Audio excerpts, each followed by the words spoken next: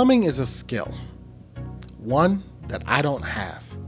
To say the least, by the end of this build, I guarantee that I will flood something at least once and incur the wrath of my reef wife. Nonetheless, I decided to tackle this job myself, and as a result, I was determined to plan and take my time, even busting out the big tools to make sure my cuts were straight, even, and mostly perfect. The first step in my plumbing adventure was getting water from the tank to the sump. As many of you know, I'm using the Synergy Overflow system in order to accomplish this. Plumbing the Synergy Overflow is straightforward, and I thought I could cheat the system of elbows and turns by using flexible PVC. That didn't work out too well, so if anyone in North Carolina is interested in roughly 30 feet of 1.5" flexible PVC, get at me. The problem with flexible PVC is that due to the thickness of the acrylic on the overflow box, they put a lot of pressure on the bulkheads at an awkward angle, which I thought in the long run would lead to failure or cracking.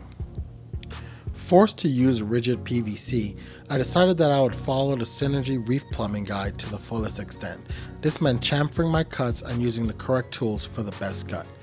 Let them explain chamfering. It's important that you chamfer the edge of the pipe, because without a chamfered edge, it's going to be too flat and it won't glue properly inside the overflow.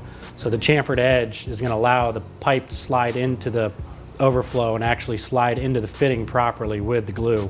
So if you use standard PVC handheld cutters like you see here, just make sure that after you do cut the pipe that you chamfer the edges properly, because PVC cutters actually will make the edges swell. As you press down, the pressure from the cutter will cause the edges of the pipe to swell, which puts the pipe then out of tolerance, so it's actually larger than the hole that is on the bottom of the overflow. So you want to make sure that you do properly chamfer the pipe down so it does fit in the hole properly. So fresh after my lesson in chamfering, I got right to work cutting all the lengths of pipe that I would need for this project. Chamfering was done using an orbital grinder. With all of my pipes cut, now it was just a simple process of dry fitting everything together to make sure that I had the correct runs and lengths.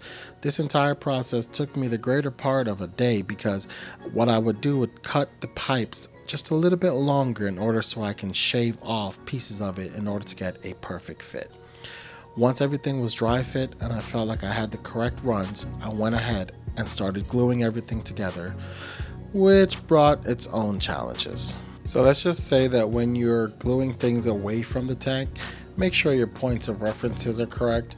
Otherwise you do something silly like I just did and waste about $5 worth of plumbing supplies. So with the main drains out of the way, surprisingly the rest of the plumbing job actually went by pretty fast. I went ahead and plumbed my return, which was also plumbed to a check valve just to make sure that I wouldn't backflow any water into the sump.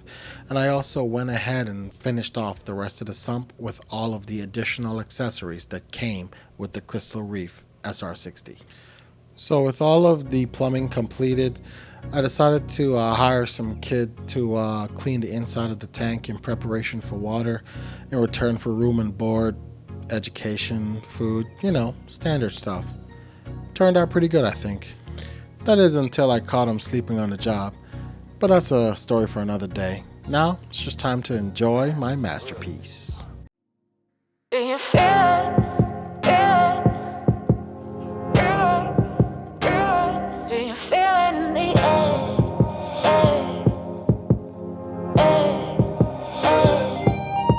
Do you feel it?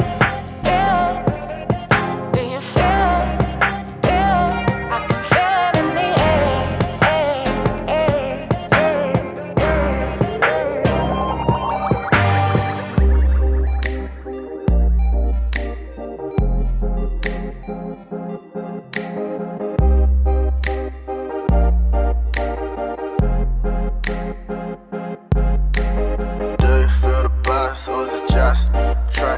Something in the air just above me, something like a dream state. You call it a clean break. Do you feel the vibes, baby? Do you feel the vibes?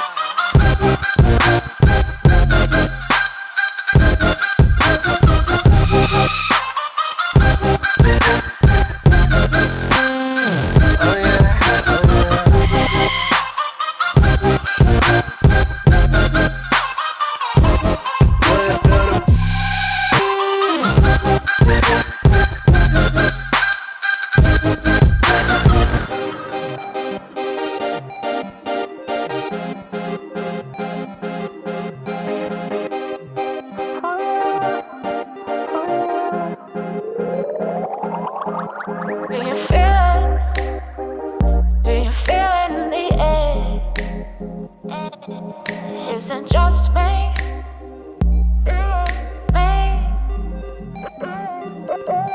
Do you feel it?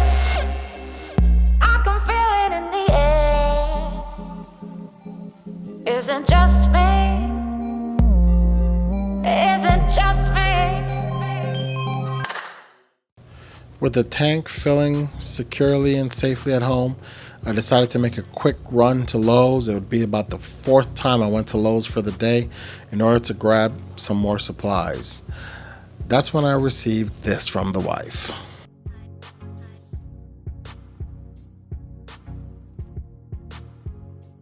That's what I call high quality H2O.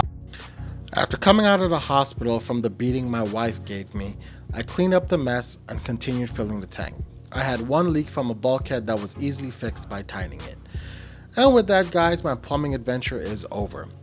The next step is to add salt, sand, and rock. I hope you will join me for the next video. If you like my content, please like and subscribe. And as usual, I'll catch you on the flip side.